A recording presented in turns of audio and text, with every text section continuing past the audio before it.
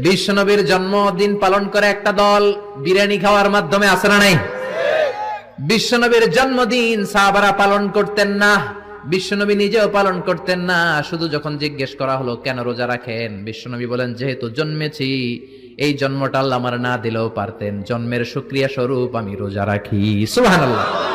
এজন্য 12 রবিউল আউয়ালে যদি কিছু পালন করতে চান খালি রোজা রাখবেন, কিন্তু ওই দিন মিষ্টি আর হালুয়া আছে না নাই? জশ্নে জুলুসে আছে না নাই? আহা, শুধু মিষ্টি আর জিলাপি, কিন্তু বিশ্বনবী রাখতেন রোজা। আপনি রোজা রাখেন, আপনি না খেয়ে থাকেন, তাহলে বিশ্বনবীর ভালোবাসার প্রমাণ পাওয়া যাবে, ঠিক কি না?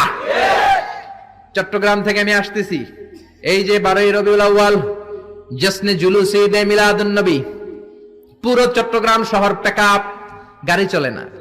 এদের যোহর নামাজ কই, এদের আসরের নামাজ কই, এদের ইবাদত কই? কিচ্ছু নাই, শুধু আছে মিছিল আর জিলাপি। আছে না নাই?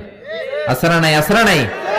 এজন্য এই নবী এমন নবী যে নবীরে বাদ দিলে সিয়াম বোঝা যায় না, এই নবীরে বাদ দিলে হজ বোঝা যায় না।